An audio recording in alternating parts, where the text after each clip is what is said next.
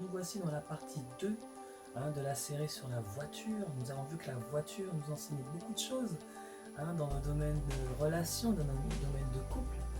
Et donc aujourd'hui nous allons voir vraiment les trois points qui vont nous permettre d'éviter vraiment que notre voiture aille jusqu'à la casse, aille vraiment jusqu'à l'inutilité, jusqu'à... Non, votre mariage est un don de Dieu, est un cadeau de Dieu. Donc ça vaut la peine d'y travailler, ça vaut la peine vraiment d'investir son temps, son énergie, son intelligence, sa connaissance dans le mariage. Parce qu'il y a toujours un plan derrière. Il y a toujours un plan merveilleux que Dieu veut accomplir dans votre mariage. Donc voilà, écoutez la suite. Donc on avait vu que la voiture était bien faite, que vraiment les ingénieurs sont intelligents, que quand la voiture a un dysfonctionnement, quand la voiture a un besoin, quand la voiture veut nous avertir de quelque chose, elle envoie des voyants lumineux, n'est-ce pas? Sur le tableau de bord, vous avez vu toutes les commandes que vous avez, les lumières, et quand il y a un dysfonctionnement, la voiture s'allume, ou elle sonne, ou peu importe le modèle de voiture que vous avez. Par exemple, quand la voiture est sur le point de manquer d'essence, vous avez le voyant du réservoir qui s'allume, et donc là vous savez que vous êtes sur la réserve, comme on dit, et qu'il va falloir bientôt s'arrêter et aller à la station essence et faire le plein. Et bien dans le couple c'est pareil. Dans le couple, vous vivez votre vie de mariage, et puis au bout d'un moment vous voyez que votre conjoint, son attitude change, son comportement change. Il y avait des attitudes qu'il n'y avait pas avant, qui sont rentrées dans le mariage. Ou inversement, il y avait des attitudes qu'il n'y avait pas avant dans le mariage et qu'il y a maintenant. Et vous ne comprenez pas. Et donc là, il est temps de se poser et voir un peu ce qui se passe.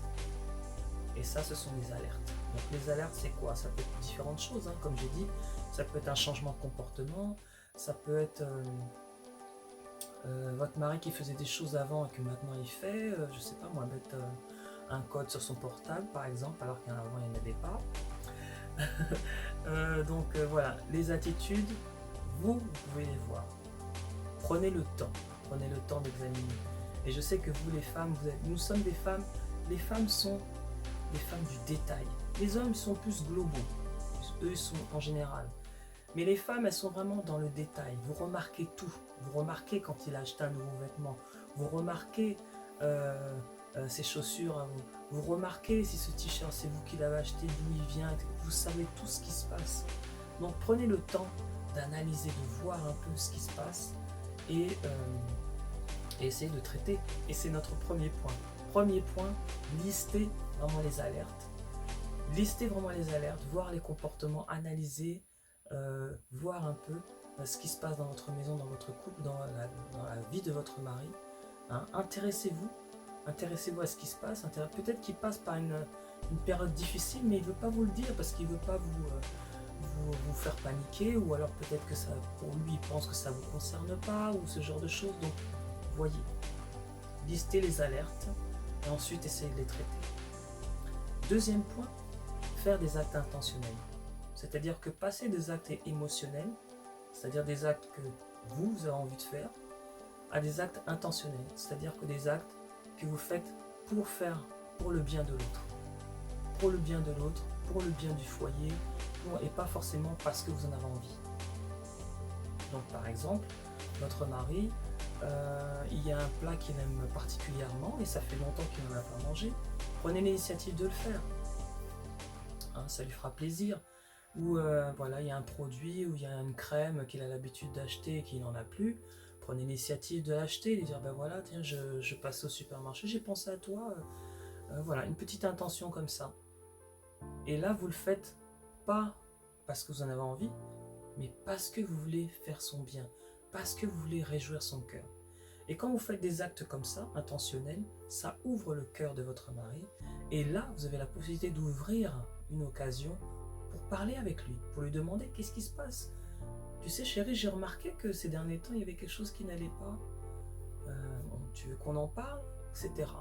Donc le fait de faire des actes intentionnels, ça vous permet, vous, de parler ensuite de vos alertes, les alertes que vous avez remarquées, et vous pouvez en discuter avec lui. troisième point, accepter sa différence. Accepter sa différence. Il y a des choses pour lesquelles votre mari ne changera pas. Il y a des choses pour lesquelles, en vieillissant, des choses se sont installées.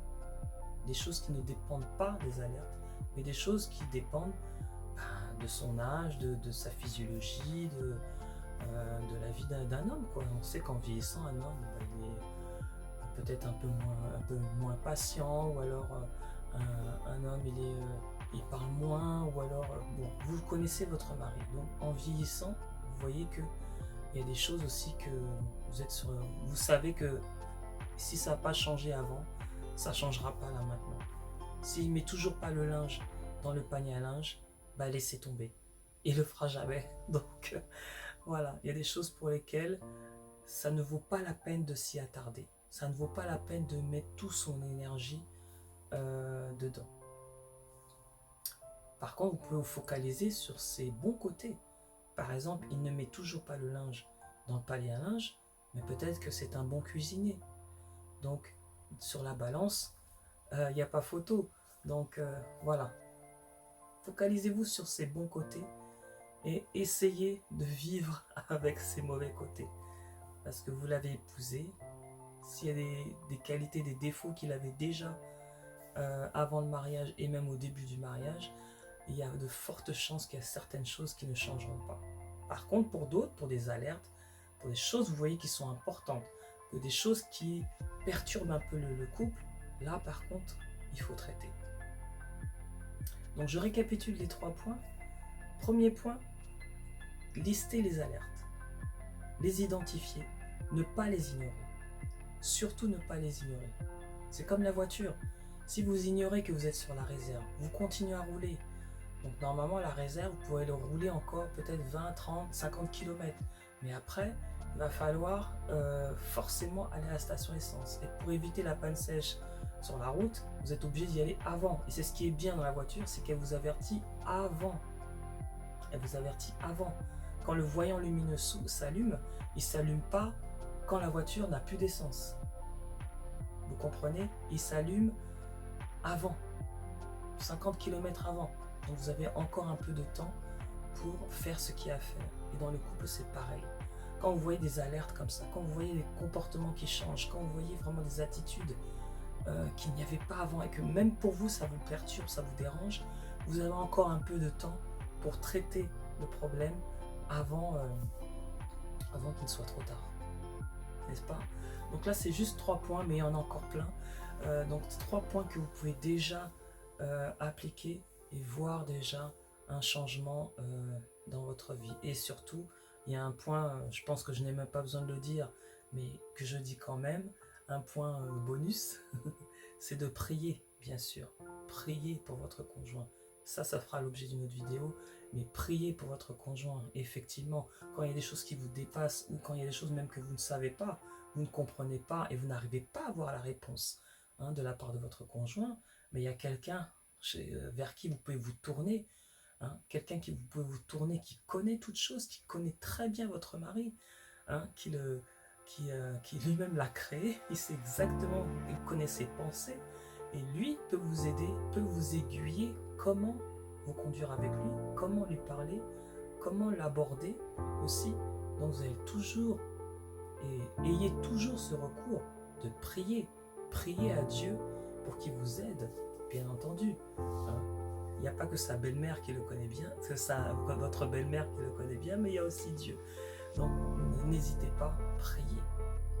Mais ça, j'aurai l'occasion de vous donner des points de prière et des versets à l'appui, parce qu'on s'appuie toujours sur la Bible, n'est-ce pas?